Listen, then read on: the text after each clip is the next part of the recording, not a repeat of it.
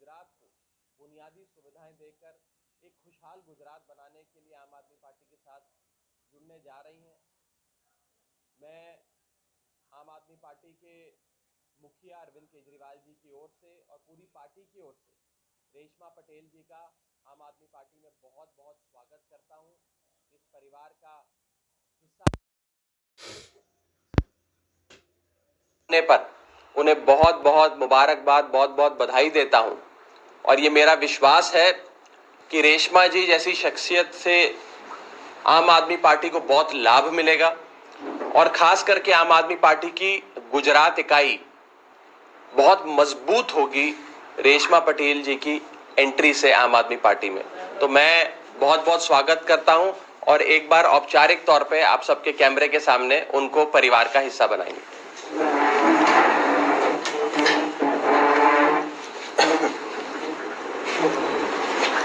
तो बहुत बहुत स्वागत। धन्यवाद सर।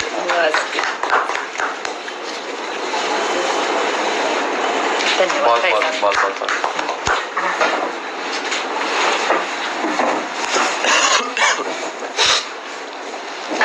इससे पहले कि मैं मंच रेशमा जी को दूं, एक महत्वपूर्ण घटना कल हुई है जिसके बारे में मैं आप सबसे सारी जानकारी साझा करना चाहता हूं। हमारे सूरत पूर्व विधानसभा क्षेत्र से, सूरत ईस्ट असेंबली कंस्टिट्यूएंसी से आम आदमी पार्टी के ऑफिशियल प्रत्याशी, आम आदमी पार्टी के कैंडिडेट हैं कंचन जारीवाला। कंचन जारीवाला जी को कल सुबह से बीजेपी ने किडनैप कर लिया। सुबह से वो भारतीय जनता पार्टी के गुंडों की कस्टडी में है। आज गुजरात में भारतीय जनता पार्टी इतना डर गई है, इतना घबरा गई है, इतने खौफ में है कि अब उन्होंने आम आदमी पार्टी के प्रत्याशियों का अपहरण करना शुरू कर दिया। ये किडनैपिंग है, अपहरण है और सरेआम दिन दहाड़े लोकतंत्र की हत्या है। कल सुबह से उन्हें और उनके परिवार पे लोकल बीजेपी के गुंडों ने दबाव बनाया कि आप अपना नामांकन रद्द कराएं। कल स्क्रूटनी का आखिरी दिन था, यानी कि जो नॉमिनेशन के कागज इलेक्शन कमीशन में जमा होते हैं, आप अपने नामांकन के कागज जमा कराते हैं, उन कागजों में कोई गलती या कोई 19-20 ना हो, गड़बड़ी ना हो, ये स्क्रूटनी वाले दिन इलेक्शन कमीशन देखता है, रिटर्निंग ऑफिसर साहब खुद चेक करते हैं। तो पहले हमारे कैंडिडेट पे दबाव बनाया गया कंचन जारीवाला जी पे कि वो रिटर्निंग ऑफिसर के दफ्तर जाएं और अपना नामांकन रद्द कराएं। कंचन जारीवाला साहब और उनके परिवार ने जब भारतीय जनता पार्टी के गुंडों की बात नहीं मानी तो भारतीय जनता पार्टी के बदमाश गुंडे उन्हें अपनी कस्टडी में लेकर खुद आरओ यानी कि रिटर्निंग ऑफिसर के दफ्तर गए। वहां दफ्तर पे दबाव बनाया आरओ पे कि उनका नामांकन वापस लिया जाए। यहां तक कि कंचन जारीवाला साहब और उनके जितने प्रस्तावक थे उन पर दबाव बनाया गया कि आप बोलो कि हमने दस्तावेज नहीं दिए, हमने फॉर्म पे हस्ताक्षर नहीं करा, हम ये नामांकन रद्द कराना चाहते हैं। हर प्रकार का दबाव बनाया। जब कानूनी कार्रवाई सुचारू रूप से पूरी हो गई थी, जब कागज यानी कि नॉमिनेशन के पेपर्स और कैंडिडेसी रिजेक्ट करने का कोई ग्राउंड नहीं था और स्क्रूटनी में सारे कागज पास हो गए, तो भाजपा के गुंडे हमारे सूरत ईस्ट के प्रत्याशी कंचन जारीवाला जी को वहां से अपनी कस्टडी में ही किसी अनडिस्क्लोज्ड लोकेशन पर ले गए।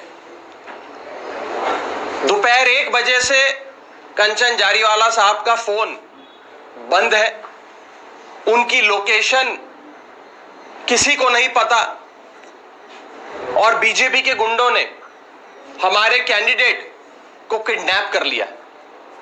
उन पर दबाव बनाया जा रहा है कि वो अब विड्रॉल वाले दिन यानी कि आज और कल अपना नामांकन वापस ले लें।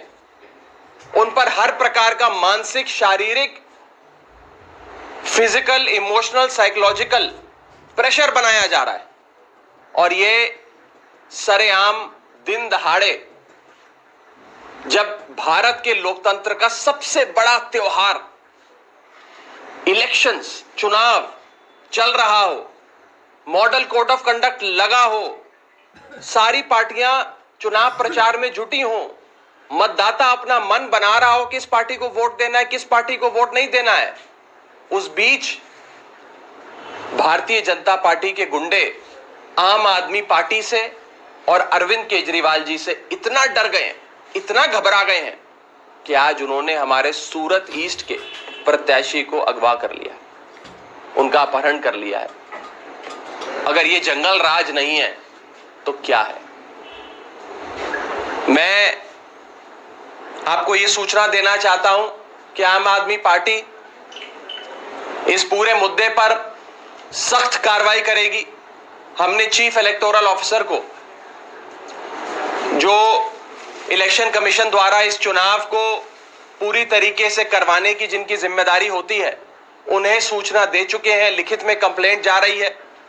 हम स्थानीय प्रशासन को भी, पुलिस प्रशासन को भी इस अपहरण की सारी जानकारी दे रहे हैं और हम ये उम्मीद करते हैं कि इस मामले में सख्त और जल्द कार्रवाई होगी। किसी भी प्रत्याशी पर मानसिक, शारीरिक दबाव नामांकन वापस लेने का या नामांकन रद्द कराने का नहीं होना चाहिए और बीजेपी के काले कारनामे आप सबके सामने है।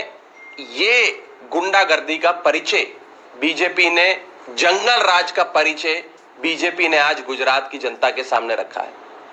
चढ़ा जी, ये इसी कॉन्स्टिट्यूंसी की बात है या कहीं और पे भी इस तरह का दबाव डाला जा रहा है? आज जो मामला हमारे सामने आया है वो सूरत ईस्ट विधानसभा क्षेत्र, सूरत पूर्व विधानसभा क्षेत्र का है, जिसमें हमारे प्रत्याशी का नाम कंचन जारीवाला है।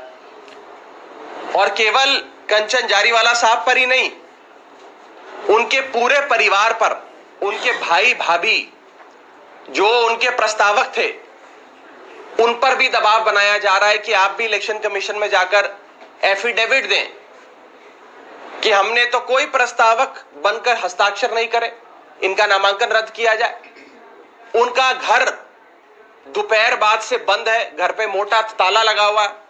उनके जो ठिकाने हैं, दफ्तर है, जहां वो मिलते हैं लोगों से, जहां बैठते हैं, वो सारी जगहों से कंचन जारीवाला साहब लापता हैं और बीजेपी के गुंडों ने उन्हें किसी अनडिस्क्लोज्ड, अज्ञात लोकेशन पे रखा हुआ है।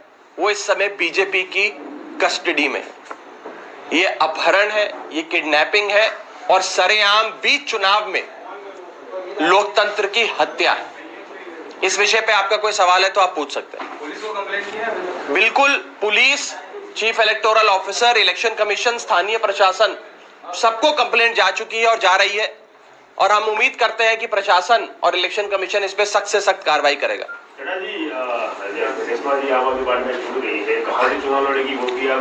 मैं अब मंच रेशमा जी को दूंगा। देखिए, आम आदमी पार्टी और आम आदमी पार्टी की पॉलिटिकल अफेयर्स कमेटी ये फैसला लेती है कि कौन सी सीट से कौन सा प्रत्याशी चुनाव लड़ेगा और रेशमा जी उस कद्दावर नेता का नाम है। एक ऐसी शख्सियत है जिसके आने से खाली एक सीट पर नहीं या खाली एक जिले में नहीं, पूरे गुजरात में आम आदमी पार्टी को मजबूती मिलेगी। आने वाले समय में रेशमा जी की क्या भूमिका रहेगी, चुनाव के रण के मैदान में कौन सी सीट पर उनकी दावेदारी हो सकती है, कौन सी बड़ी जिम्मेदारी पार्टी उन्हें दे सकती है, इन सारी चीजों पे विस्तार से चर्चा करेंगे। अभी तो चुनाव का रंग चढ़ना शुरू हुआ है। आज रेशमा जी हमारे परिवार में जवाब दिया आपने कि आपकी पार्लियामेंट्री जो अफेयर कमेटी है वो डिसीजन लेगी, लेकिन एक दिन बाकी है केवल, आपकी कमेटी कब मिलेगी और कब ये कोई आप चिंता ना करें, हमारी कमेटी इमीडिएटली मिलके फैसला ले लेगी और सबसे पहले हम आपको बताएंगे लेकिन 182 सीटों पे तो उतर गए उम्मीदवार, उसके बाद को क्या फैसला लेगी। ये मेरे लिए आज अभी इस प्रेस कॉन्फ्रेंस में कहना उचित नहीं होगा।